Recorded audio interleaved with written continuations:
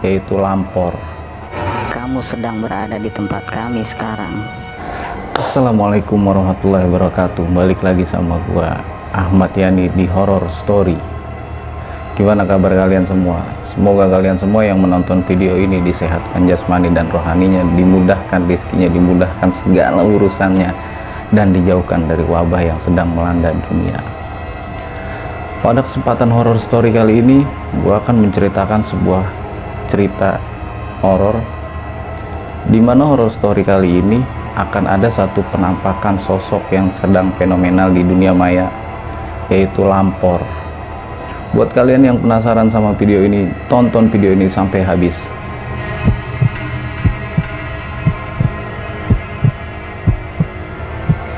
Dan pada kesempatan Horror Story kali ini, gue mau gue mau ngucapin terima kasih buat Teh Loka Raihana yang udah mengizinkan gue untuk membawakan cerita horornya di channel Horror Story ini.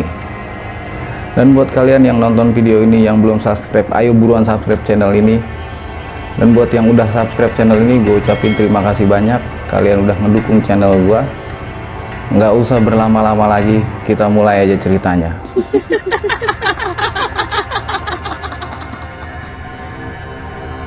Sekitar jam 5 sore, Hana, seorang wanita pengusaha kecil, sedang menuju rumahnya sehabis mengantarkan barang dagangannya. Pada waktu itu Hana mengantarkan barang dagangannya dengan mengendarai sepeda motornya.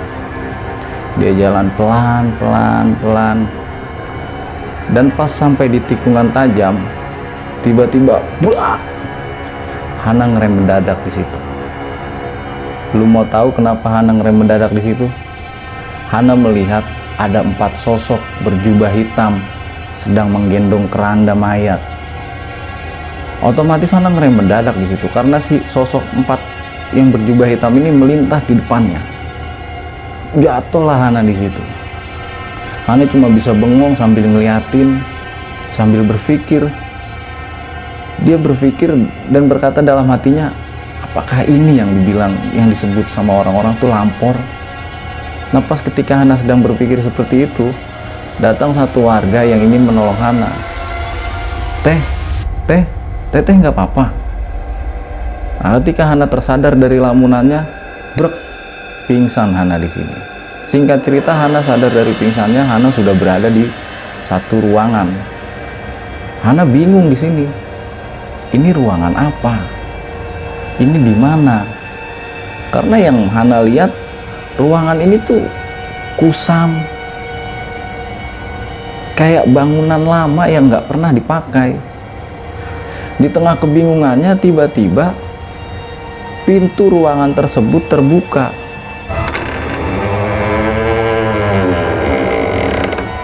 Muncul satu sosok ibu-ibu yang sudah tua. Sosok itu bilang sama Hana, Tidak usah takut cucuku, kau berada di tempat yang aman. Hana balik bertanya ke si ibu tersebut, "Saya di mana, Bu? Saya kenapa?" Si ibu bilang, Kamu sedang berada di tempat kami sekarang. pas lagi bicara seperti itu, pas lagi Hana bicara sama si ibu tersebut, tiba-tiba datang suami Hana yang bernama Robi dan sepupu Hana yang bernama Rian. Hana bingung di sini. Hana nanya sama suaminya, "Loh Mas, kok Mas tahu aku ada di sini?" Suaminya jawab pertanyaan Hana, "Tadi ada seorang bapak-bapak nelpon pakai HP kamu, dan dia bilang kamu ada di rumah sakit ini." Hana bingung di sini. Padahal HP Hana ini hancur, rusak, nggak bisa dipakai sama sekali. Lalu siapa yang nelpon? Keganjilan mulai muncul di sini. Nah, ketika Robi suaminya Hana, Rian sepupunya Hana, dan Hana sedang berbicara, sedang berbincang-bincang, Hana ingat pada ibu-ibu yang nolong Hana. Hana bertanya ke Robi, "Ibu-ibu yang tadi nolong aku kemana, Mas?" Rian langsung menyambut perkataan Hana, "Ibu-ibu yang mana, Teh? Dari tadi pas aku sampai sama Mas Robi, Teteh tuh cuman sendiri di dalam ruangan ini." Lalu ibu-ibu ini siapa? Makhluk apa? Coba kalian tulis di kolom komentar pendapat kalian. Kira-kira si ibu-ibu ini siapa? Lanjut ke cerita. Singkat cerita, Robi meminta izin sama Robi sama Hana untuk keluar membeli makan. Nah, ketika Hana sedang ngobrol sama Robi suaminya, nggak ada suara langkah, nggak ada tanda-tanda orang mendekat. Tahu-tahu muncul dua orang dokter dan suster di depan pintu kamar Hana dirawat. Hana kaget sama Robi di sini. Dari mana dokter sama suster ini muncul?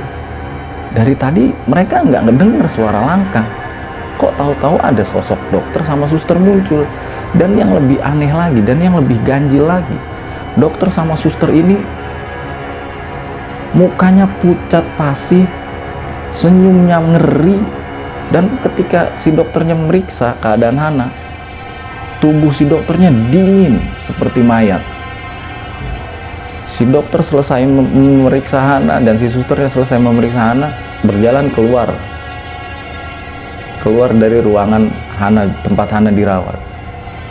Pas sampai di depan pintu, dokter sama suster ini berbalik menengok ke arah Hana dan Robi. Lu mau tahu apa yang terjadi? Seketika dokter dan suster tersebut berubah. Mukanya hancur berantakan, bola matanya copot menggelinding, dari mulutnya keluar darah dan belatung. Sampai-sampai si susternya kepalanya putus dan menggelinding ke arah Hana sama Robi. Hana dan Robi panik di sini. Dia berusaha memejamkan mata sambil membaca-baca doa sebisa mereka. Dan pas lagi memejamkan mata berdoa, sosok ini hilang seketika, diiringi dengan angin yang berhembus dan lengkingan ketawa.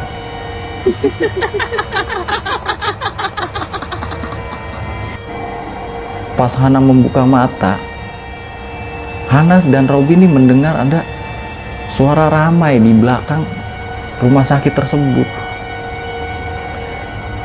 Disamperin lah sama Hana sama Robi dan dilihat dari jendela kamar. Alangkah kagetnya Hana dan Robi melihat ada 4 sosok makhluk yang meminta tolong sama Hana. Tolong kami teh, tolong sempurnakan jasad kami. Dan empat makhluk ini sepertinya hantu satu keluarga. Hana sama Robi kaget, saking kagetnya lari sekencang-kencangnya ingin keluar dari rumah sakit tersebut. Dan beruntungnya mereka bisa keluar dari rumah sakit tersebut. Coba lu bayangin, kalau mereka nggak bisa keluar dari rumah sakit tersebut, apa yang terjadi selanjutnya? Saking paniknya mereka lari sekencang-kencangnya. Dah, pas ketika mereka lari keluar dari rumah sakit tersebut, dari kejauhan mereka melihat ada ramai-ramai orang di pos ronda. Disamperin lah sama Hana sama Robi.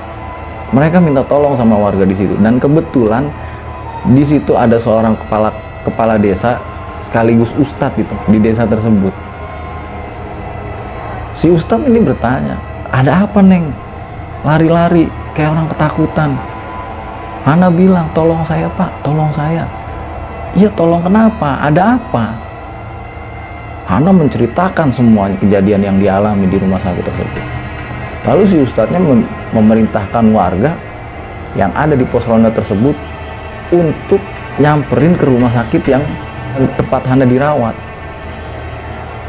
Singkat cerita, tibalah para warga sama Hana sama Robi di rumah sakit tempat Hana dirawat tersebut.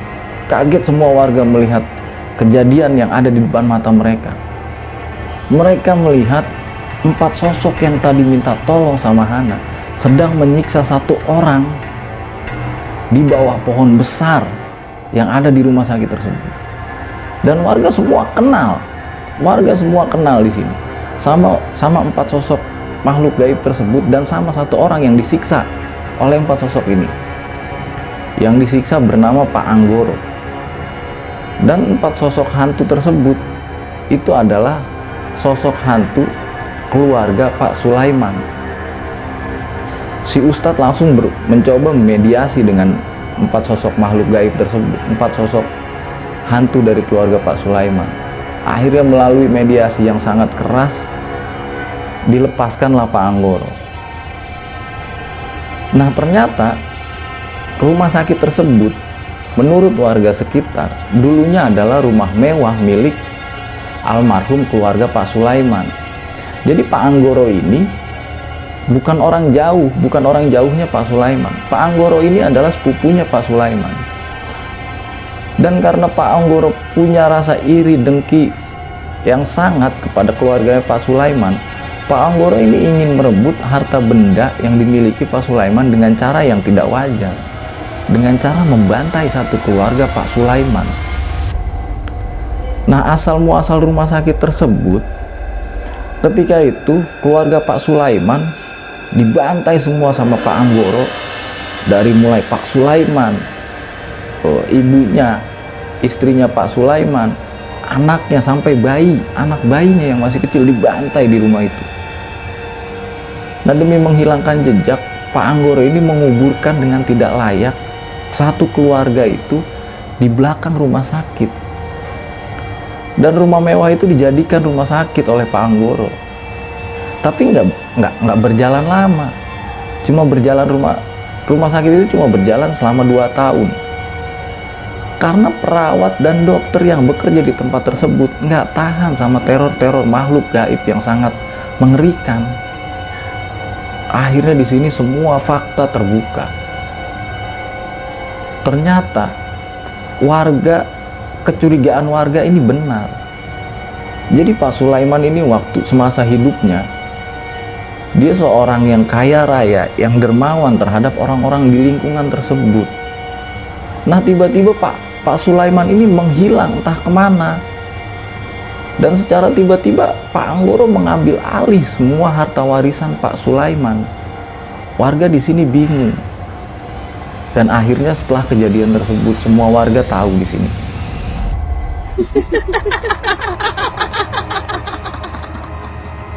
Gimana menurut kalian ceritanya? Tulis di kolom komentar. Dan buat kalian yang punya cerita horor yang ingin di-share di video horror story, kalian bisa kirimin cerita horor kalian melalui DM IG, WhatsApp, Facebook, atau email gua. Tapi kalian kirim ceritanya berbentuk format tulisan. Sekian aja video horror story kali ini. Wassalamualaikum warahmatullahi wabarakatuh. Yoi coy.